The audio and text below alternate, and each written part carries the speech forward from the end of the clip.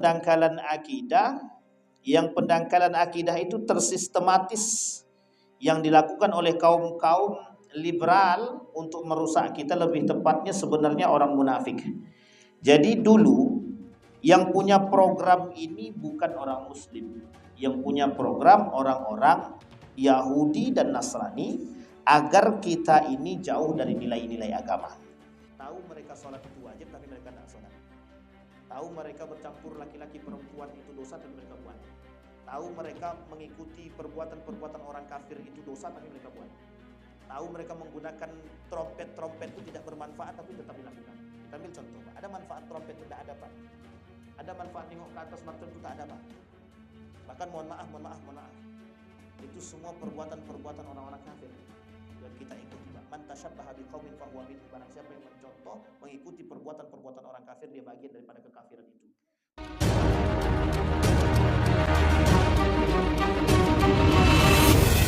Assalamualaikum warahmatullahi wabarakatuh. Alhamdulillahirabbil alamin wa bihi nasta'inu ala umurid dunya waddin, wassalatu wassalamu ala asyrafil anbiya'i wal mursalin wa ala alihi wa sahbihi ajmain. Allahumma salli wa sallim wa barik ala hadzal nabiyil karim. Allahumma salli ala Muhammad wa ala ali Muhammad fil alamin innaka Hamidum Majid. Ya Hayyun ya Qayyum ya Fattah ya Alim ya Aziz ya Ghaffar ya Rabbal alamin. Bapak Ibu sekalian yang berbahagia, mudah-mudahan dalam kajian kita di Maghrib menjelang Isya atau Isya kemudian kita lanjutkan sedikit, mudah-mudahan ada keberkahan dan Allah ridhai dalam setiap perbuatan kita. Amin ya Rabbal alamin. Baik Bapak Ibu sekalian yang berbahagia, tadi kita sampai pada poin kufur. Ada pendangkalan akidah, yang pendangkalan akidah itu tersistematis yang dilakukan oleh kaum-kaum liberal untuk merusak kita, lebih tepatnya sebenarnya orang munafik. Jadi dulu yang punya program ini bukan orang muslim, yang punya program orang-orang Yahudi dan Nasrani agar kita ini jauh dari nilai-nilai agama. Mereka tidak senang tuh nengok kita yang sering mengaji, sering sholat, datang ke masjid. Mereka tidak senang. Sehingga cara mereka untuk meruntuhkan kita, memerangi kita dulu. Mereka perangi, mereka tidak suka dengan Islam, mereka perang. Singkat cerita mereka kalah dalam perperangan. Artinya apa? Tidak sanggup. Karena umat muslim ini kalau dipancing dengan jihad, senang sekali. Karena mereka berharap mati syahid itu tadi. Karena mati syahid harapannya pasti masuk surga tanpa hisab. Sementara kepercayaan kita orang-orang muslim ini adalah keyakinan yang teguh dengan hal demikian. Sehingga kata mereka, kalau menjauhkan mereka dengan cara berperang, mati mereka itu yang mereka harapkan. Nah, caranya adalah memerangi otak mereka, kata dia. Namanya perang pemikiran. Jadi kita sekarang ini sedang berperang dengan pikiran kita, Pak. Kita sekarang ini sedang berperang dengan otak kita. Kita berperang dengan keadaan kita hari ini. Kita berperang dengan ekonomi, pendidikan, politik, dan lain sebagainya. Alasannya sederhana, Pak. Bagaimana caranya menjauhkan nilai Islam itu daripada kita? Dalam bahasa gaulnya disebut dengan sekulerisme namanya. Mensekulerkan kita nih, agar kita nih cinta terhadap dunia, jangan terlalu dekat, sampai mereka berani mengatakan begini kepada kita, orang muslim, tidak usah terlalu alim kali, gitu. Nah, itu bahasa sederhananya, Pak. Orang muslim, jangan terlalu alim kali. Sesekali sholat di rumah tidak masalah kok bagi laki-laki. Sesekali tidak usahlah sholat, tidak apa-apa juga, akan sholat kan 5 kali, gitu dia. Sholat 3 kali aja udah cukup tuh, udahlah nanti 2 kalinya nantilah, gitu. Coba dengan bahasa sederhana, Pak. Memang bahasanya sederhana, tapi menyelekit itu, Pak. Sakit kita dibuatnya. Sama halnya, udahlah enggak usah so alim. Pakai jilbab, yang penting kan kau pakai celana lepis, kan tetap menutup aurat. Sekalipun pakai lepis, gitu deh. Coba Bapak Ibu bayangkan. Sekarang ini cara mereka mendangkalkan pemahaman kita kan mudah sekali. Sekarang saya tanya Bapak Ibu, coba Bapak-bapak tanya sama istri-istri yang pakai celana lepis tuh. Apa kata dia? Kira-kira, tanyakan sama dia, kira-kira kau ini menutup aurat apa tidak? Jawabannya sederhana tuh, Pak. Kami kan menutup aurat, pakai celana kok. Padahal pakai celana tapi nampak. Maksudnya apa? Apa kata Nabi? Ada perempuan berpakaian tapi telanjang. Itulah maksudnya itu. Berpakaian tapi telanjang. Coba bayangkan. Dan mereka senang tuh, Pak. Nah, dibuatlah gaya berpikir yang cukup liberal, artinya modern sekali lah, sedikit-sedikit. Sampai mohon maaf. Kita ini itu dianggap orang-orang yang kurang modern. Kenapa kita dikatakan kurang modern? Karena anti dengan perkembangan zaman. Sebenarnya kita tidak anti Pak dengan perkembangan zaman, itu tidak anti. Sama halnya dengan permasalahan tahun baru itu. Kita sebenarnya tidak anti dengan tahun barunya. Gitu. Tidak anti dengan tahun barunya. Yang kita antikan dengan adalah bagaimana ladang kemaksiatan itu. Gitu. Makanya mohon maaf Pak, sebagai seorang mukmin yang baik, kita semua itu wajib Pak berpegang teguh pada tali agama itu wajib. Berpegang teguh kepada tali agama itu wajib. Wa'tasimu bihablillah, wajib Pak sebagai seorang mukmin. Maka jangan sampai kita terpengaruh dengan bahasa-bahasa yang sederhana begitu. Memang merusak kita begitu. Apa kata mereka? Kalau kita katakan, jangan berpegangan laki-laki perempuan, jangan pegangan tangan laki-laki perempuan. Apa kata mereka? Kami kan cuma pegangan tangan, cuma segitu aja kok, kata dia gitu. Kadang kita dicuci otak Pak, yang kayak gitu-gitu tuh janganlah diatur. Orang kita nggak maksiat kok, kita kan nggak maksiat, kita kan nggak zina. Pahamnya mereka tuh zina tuh apa? Hubungan badan saja. Padahal tidak, pegangan tangan kira-kira zina apa tak zina? Duduk berdua laki-laki perempuan yang tidak ada muhramnya kira-kira zina apa tak zina? Zina. Tapi yang dipahami kepada kita apa? Yang begitu tuh dosa-dosa seperti itu dianggap tidak dosa. Makanya mohon maaf Pak, sekarang kenapa banyak anak-anak ini sekarang berpegangan tangan tuh biasa saja? Karena mereka udah nggak anggap itu dosa. Coba bayangkan Pak, begitulah cara pandang orang hari ini terhadap nilai-nilai agama. Kembali kepada poin tadi Pak, yang seperti ini, jenis-jenis seperti inilah yang disebut dengan kekufuran. Kufur Pak, tapi samar-samar kufur deh. Kadang-kadang kita terjerumus dalam perbuatan-perbuatan yang salah, yang kufur seperti ini. Maka Bapak Ibu sekalian yang berbahagia, yang ingin saya katakan adalah banyak sekali perbuatan-perbuatan kufur yang berada di tengah-tengah kita hari ini yang dianggap biasa dan kita tidak anggap itu dosa. Kita tidak anggap itu dosa. Makanya Bapak Ibu sekalian yang berbahagia, kita berharap nih kita yang mukmin nih yang sadar gitu. Lo orang kalau nggak sadar, kita ingatkan kalau mereka sudah sadar alhamdulillah. Tapi kalau mereka nggak sadar, lepas tanggung jawab kita Pak. Apa kata Nabi? Di akhir zaman itu kelak perhatian seorang muslim dengan muslim yang lain itu hilang. Tidak ada lagi, berkurang sedikit demi sedikit katanya. Kenapa demikian? Karena setiap muslim itu sudah menganggap diri mereka lebih baik daripada yang lain. Sehingga makna hadis yang ad-din an-nasiha itu tak berlaku lagi. Nabi bilang dalam hadisnya ad-din an-nasiha, apa artinya? Agama itu nasihat liman lillahi wa rasuli wa li kitabihi wa li a'immatil am wa li a'immatil muslimin wa li ammatihim. Agama itu nasihat. Artinya apa? Kalau kita memberikan nasihat kepada saudara itu adalah bagian daripada agama. Nilai-nilai agama itu adalah nilai-nilai nasihat yang harus sampai kepada kita semua. Tapi kalau kita tak sampai, kalau tak sampai kepada kita, bagaimana kita mau menasehati diri kita sendiri? Baik, itu yang ketiga, kufur. Yang keempat, fasik. Nanti kita masuk kepada poin terakhir Pak. Fasik yang keempat. Fasik ini Bapak Ibu sekalian yang berbahagia, tahu dia dosa tapi dia jalankan.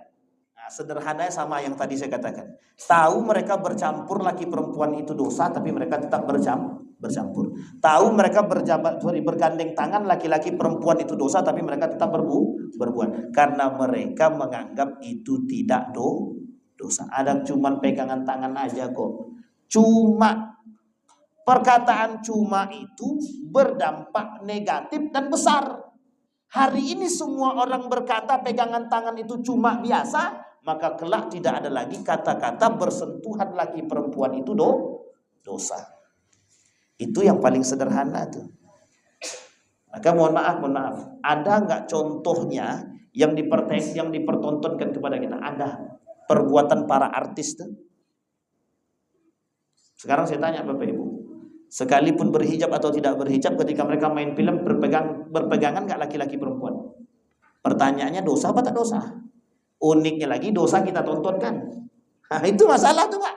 Udah tahu dosa kita tonton. Nah, coba bayangkan. Parahnya lagi, di dalam film itu bertajuk Islami,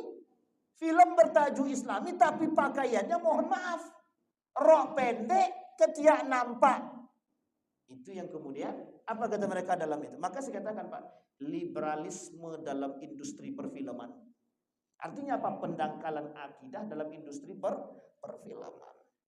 Nah, itulah yang diadopsi. Maka Bapak Ibu sekalian yang berbahagia, ada penyakit yang tertanam dalam kita ini Pak. Nama penyakitnya westernisasi. Artinya apa? Kebarat-baratan. Jadi karena budaya barat masuk ke kita, budaya barat itu begini. Salah satu budaya barat itu berpakaian terbuka. Nah, berpegangan tangan laki-laki perempuan biasa, nampak aurat biasa, tidak berhijab biasa. Kemudian mohon maaf berpelukan laki-laki dengan perempuan biasa, cipika-cipiki laki-laki perempuan itu hal biasa. Ini adalah privasi mereka yang oleh sebagian public figure mereka bawa adopsi dari sana sampai ke sini. Sehingga ketika tertanam di sini dilawan oleh nilai-nilai agama, kata nilai agama yang kayak gitu itu haram, dosa. Apa kata mereka? Itulah agama yang menyesatkan. Itulah nilai-nilai agama yang tak selaras dengan zaman. Itu modern. Makanya Bapak Ibu, pakaian celana pendek itu modern. Nampak aurat itu sekarang modern, model.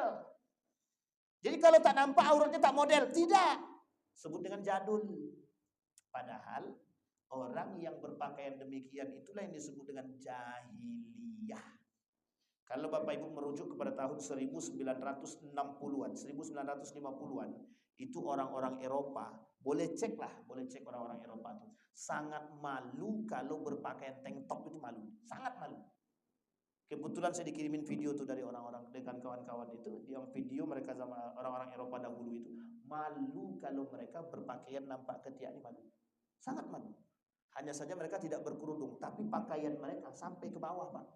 Gamis mereka sampai ke bawah, rok mereka sampai ke bawah. Artinya apa? Pakaian dulu terhormatnya tertutup kok. Lah kok sekarang terbuka? Kan begitu. Nah, uniknya lagi diadopsi oleh orang Indonesia dan bangga berpakaian demikian. Inilah yang disebut dengan kekufuran yang terselubung atau subhat-subhat yang terjadi di tengah kita, Pak. Karena kita menganggap hal itu biasa.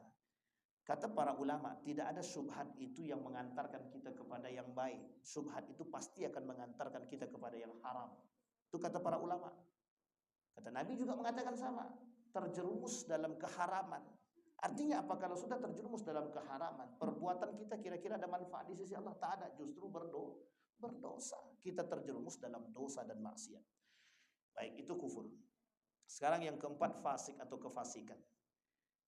Fasik yang tadi sudah saya sampaikan, tahu mereka tapi mereka lakukan. Tahu mereka sholat itu wajib tapi mereka tidak sholat. Tahu mereka bercampur laki-laki perempuan itu dosa tapi mereka buat. Tahu mereka mengikuti perbuatan-perbuatan orang kafir itu dosa tapi mereka buat. Tahu mereka menggunakan trompet-trompet itu tidak bermanfaat tapi tetap dilakukan. Kita ambil contoh, Pak. Ada manfaat trompet itu tidak ada, Pak. Ada manfaat nengok ke atas mercon itu tak ada, Pak. Bahkan mohon maaf. Itu semua perbuatan-perbuatan orang-orang kafir yang kita ikuti, Pak. Man tasyabbaha biqaumin fahuwa minhum. Barang siapa yang mencontoh, mengikuti perbuatan-perbuatan orang kafir, dia bagian daripada kekafiran itu. Masalahnya bukan kafirnya, Pak. Kita muslim tapi kita tak ada manfaat, Pak. Orang yang melakukan perbuatan demikian itu sama sekali ibadahnya tak bernilai di sisi Allah. Habitat a'maluhum, kekufuran mereka menyebabkan perbuatan mereka tidak diterima oleh Allah Subhanahu wa taala. Berarti kalau kami, mohon maaf, kalau kami main mercon itu ibadah kami tak diterima. Jangan cepat-cepat mengambil keputusan. Tapi sebaiknya dalam konteks kebaikan itu tinggalkan. Sampai di sini paham Bapak Ibu? Saya tak berani katakan bahwa orang yang main mercon itu amal ibadahnya tidak terima. Tapi yang namanya perbuatan yang tidak bermanfaat, tidak bernilai di sisi Allah. Kira-kira mercon itu bermanfaat atau tak bermanfaat? Tak bermanfaat, berarti tak bernilai di sisi Allah. Itu lebih tepat, ya. Karena perbuatan yang tidak bermanfaat di sisi Allah tidak ada nilai. Sekarang pertanyaannya, berkumpul itu ada manfaatnya nggak? Tergantung. Kalau berkumpul untuk mudzakarah mengingat Allah, itu bernilai pahala. Tapi berkumpul dalam kemaksiatan, apakah bernilai pahala? Justru menambah dosa. Fasik atau tak fasik? Fasik. Sampai di sini bisa dipahami Bapak Ibu ya. Artinya kefasikan itu semakin dekat dengan kita. Dan yang terakhir Bapak Ibu ada yang disebut dengan kezaliman. Nah, kezaliman adalah salah satu penyebab pendangkalan akidah. Artinya apa? Perbuatan zalim yang dilakukan oleh kaum-kaum liberal. Jadi begini, kezaliman kaum liberal itu, kaum-kaum munafik itu, ketika mereka mengajak kita untuk jauh daripada nilai agama, itu namanya kezaliman yang nyata. Dan itu perbuatan orang-orang kafir. Maka Allah sebut ulaika humul kafiruna haqqa. Itulah orang kafir yang sesungguhnya, yang menjauhkan kita dari nilai-nilai agama. Nah, salah satu di antara 10 poin, kata para ulama, kata Syekh Sulaiman, 1 di antara 10 poin yang menyebabkan jauhnya seseorang daripada agama Islam atau batalnya keislaman seseorang, al-i'radu an dinillah, orang yang berpaling dari nilai-nilai agama. Siapa mereka yang berpaling dari nilai-nilai agama? Yang tak suka dengan, mohon maaf, yang tidak suka dengan diangkatnya nilai-nilai agama. Siapa mereka? Kaum munafik. Orang munafik, orang fasik, orang kafir. Orang munafik, orang kafir Allah masukkan ke dalam neraka jahanam. Orang fasik Allah masukkan, tergantung tingkat kefasikan mereka. Kalau tingkat kefasikannya sama dengan munafik, maka mereka masukkan ke dalam neraka jahanam. Tapi kalau tidak, mereka dimasukkan ke dalam neraka win.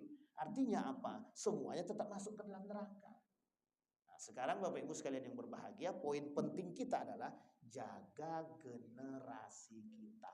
Ku anfusakum wa ahlikum naro. Jaga generasi kita. 1, apa yang harus kita jaga? Akidahnya. Yang kedua, keislamannya. Yang ketiga, keimanannya. Yang keempat, pergaulannya. Yang kelima, kedekatannya dengan masjid. Yang paling bisa menjadi penasehat kita di akhir zaman itu masjid, Pak. Maksudnya Pak, yang salah satu tempat yang membuat kita selamat di akhir zaman hanya masjid. Lingkungan sulit. Kalau kita tak pandai bergaul, rusak, kita hancur. Anak kita sekolahkan di tempat terbaik. Balik dia, bergabung dia dengan kawan-kawan tak baik. Kira-kira jadi apa, Pak? 1 hari selamat dia, Pak. 2 hari masih selamat. 3 hari masih mungkin selamat. Kalau udah 10 hari, kita tak tahu, Pak. Sampai di sini bisa dipahami, Pak. Ku anfusakum wa ahlikum nar. Kalimat ini penting untuk dipahami. Jagalah dirimu dan keluargamu. Apa yang harus dijaga? Kata Allah, yang pertama kali yang harus kita jaga akidahnya, keimanannya, Pak. Agar apa? Agar tak rusak imannya, agar tak rusak Islamnya, agar tak rusak akidahnya. Biar dia selalu bisa berada pada posisi keimanan yang baik. Jangan sampai anak kita berkata, kan cuma sekedar duduk, kan cuma sekedar memandang, kan cuma sekedar menonton, kan cuma sekedar mengucapkan, kan cuma sekedar merayakan, cuma sekedar.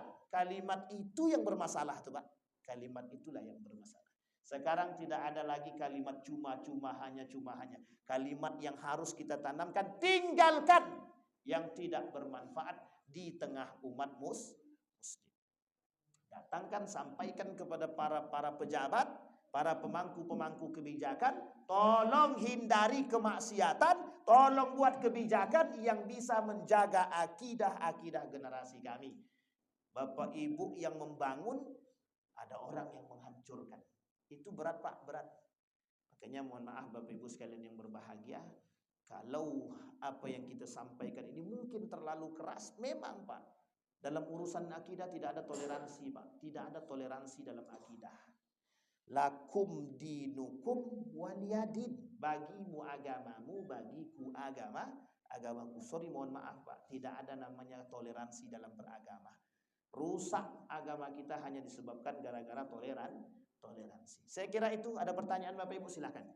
Bapak-bapak yang mau bertanya monggo. Ibu-ibu yang mau bertanya silahkan. Kalau tak ada kita tutup. Alhamdulillah, kan tak ada. Jadi agak aman. Ini kan tak serius, tak karama atau sindrom atau. Ada pertanyaan atau? Aman? Pak De, aman Pak De? Aman, kosong, alhamdulillah. Jadi aman berarti. Jadi bisalah kita. Jangan ada lagi yang ikut turun ke jalan hanya untuk tahun baru. Jangan ikut-ikutan pada perbuatan-perbuatan yang tidak bermanfaat meskipun hanya bakar-bakar ayam. Banyak yang harus dibakar lagi, nantilah dulu. Mau bakar-bakar sebelum tanggal itu. Atau kalau bisa bakar nantilah pas ulang tahun. Itu jangan juga. Jangan pakai ulang-ulang tahun lah. Nah, kan begitu. Kalau mau bakar, bakarlah kapan tertentu. Tak perlu memprioritaskan hari dan tak perlu memprioritaskan momen. Artinya apa? Kita jauhkan dari kesyirikan yang samar-samar itu. Kita ini orang berislam, orang mukmin yang harus kokoh keimanannya. Jangan sampai goyang hanya karena prioritisasi. hanya karena prioritas, oh hanya karena momen, hanya karena ini, cuman momen ini doang, ini pas lagi momennya nih, enggak bisa Pak, enggak bisa. Enggak ada kaitan keislaman itu dengan momen itu, enggak ada Pak. Sama, mohon maaf Pak, mohon maaf. Kenapa menjadi perdebatan, mohon maaf jangan ada tersinggung, tapi karena ini memang penting untuk disampaikan. Kenapa terjadi salah paham terhadap misalkan Yasin di malam Jumat gitu. Yang disalahkan itu apa? Yasinannya kah? Atau malam Jumatnya kah? Yang disalahkan adalah prioritas malam Jumatnya, Pak. Prioritas malam Jumat yang disalahkan. Mau baca Yasin kayak mau baca apapun setiap malam silahkan. Tapi kalau mereka mewajibkan baca Yasin di malam Jumat, itu yang haram. Yang diharamkan, tak ada pewajib, tak ada. Mewajibkan itu tidak ada. Kalimat yang diharamkan oleh para ulama, wajibnya itu. Sama Pak, paham nisbah sendiri. Ini namanya prioritas. Tidak ada namanya momen terpenting. Bahkan Islam tidak mengajarkan demikian. Bahkan kita tidak boleh mengatakan hari ini adalah hari terbaik. Tidak bisa Pak. Berarti kita cuma beribadah di hari yang terbaik. Apakah hari yang lain tidak baik? Ini kalimat yang harus kita hindari. Jadi cara kaum orientalis dan liberal itu merusak kita dengan cara bahasa dulu. Tradisi dan bahasa, budaya dan bahasa. Karena paling mudah merusak orang dengan budaya dan bahasa. Saya kira itu saja, mudah-mudahan bermanfaat bagi kita semua. Kita berdoa kepada Allah semoga kita tetap istiqamah dalam kebaikan dan ketaatan. Kita tetap istiqamah dalam akidah yang baik dan benar. Selalu kita tanamkan akidah-akidah yang benar. Dan kita berharap Bapak Ibu sekalian yang berbahagia, mudah-mudahan di masjid kita ini ada kajian khusus akidah yang lurus agar kita bisa selamat dari dunia dan akhirat. A'udzubillahi minasyaitonir rajim. Bismillahirrahmanirrahim. Alhamdulillahirabbil alamin. Allahumma faqihna fid din wa 'allimna at-ta'wil. Allahumma ighfir lana dhunubana wa dhunuba walidina warhamhuma kama rabbayana shighara. Allahumma ij'al tajammu'ana tajammu'an marhumah waj'al tafarruqana min ba'dihi tafarruqan ma'sumah. Allahumma shalli 'ala Muhammad wa 'ala ali Muhammad. Allahumma ij'alil Qur'anal 'azima rabi'a qulubina wa nura sudurina wa jilaa'a ahdanina wa dhihaba humumina wa ghumumina. Allahumma ij'alil Qur'ana hujjatan lana wa la hujjatan 'alaina. Rabbana hab lana minas salihin. Allahumma rabbana ya Allah asli akhlaqa syababal muslimina wal muslimat. Allahumma jannibna min munkaratil akhlaq wa sayyiatil khuluq. Rabbana atina fid dunya hasanah wa fil akhirati hasanah qina azabannar. Walhamdulillahirabbil alamin. Assalamualaikum warahmatullahi wabarakatuh.